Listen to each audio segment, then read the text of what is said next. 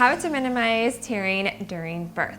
So for starters, it's really important during pregnancy that you learn how to properly strengthen your deep core, which includes your pelvic floor.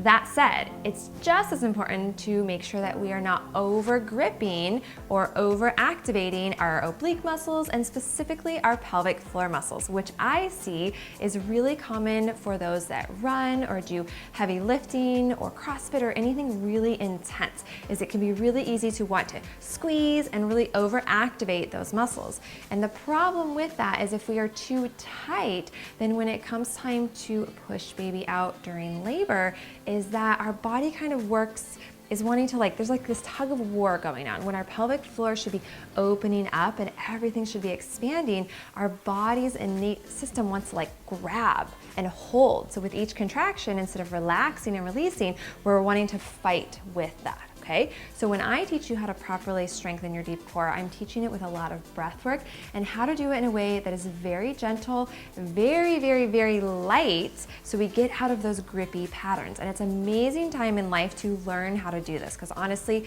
I always say this, I've said this for almost 20 years of working with prenatal women, is that during pregnancy, we have these amazing superpowers, and it's the one time in your life where you get tactile feedback of your pelvic floor and all of that deep tissue in your body.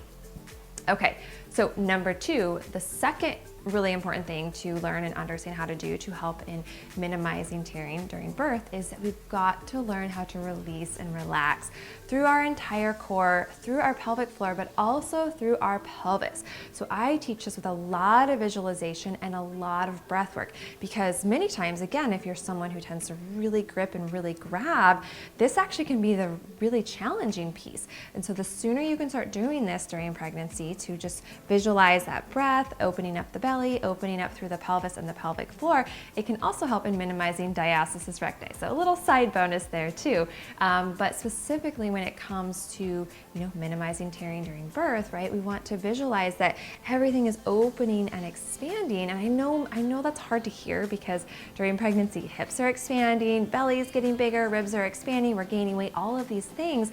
But the more you can embrace the changes that are happening and actually learn to work with your body and with the expansion of the hips and all of that, the actually better that all of that will come back with more ease after baby and that postpartum period.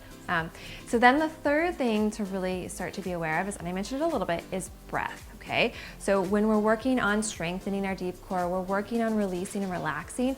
That's not just an actionable to do, go and do the movement, right? It's actually really helps you to be more connected with your body through breath. The breath is so powerful. So we can learn how to properly strengthen our deep core through breath.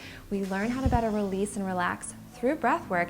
And then the third layer of this is learning how to use that breath to help facilitate you during that pushing phase of labor. When I teach this in my Nocta Fitness prenatal membership, how to do what I call my push prep method. So you're preparing the fascia and the muscular system and that mind, body, that muscle memory before it's even time for pushing, that then your body's learning this combination of how to be strong and connected, but also how to release and relax, because it's the combination of the two that can make you a much more effective pusher.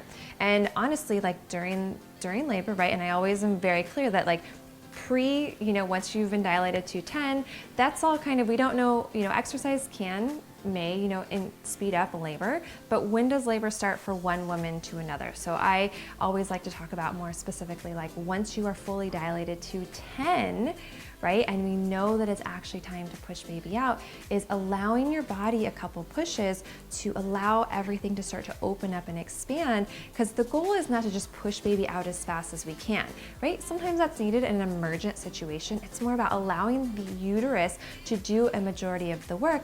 But then when you've learned these fundamentals of how to properly strengthen, how to release and relax, and top that off with my push prep method, you become so much better prepared to be a much more effective and efficient pusher, so that you don't end up needing to push for hours and hours. For more information and to join me inside my Nocta Fitness prenatal membership, check out my website at noctafitness.com.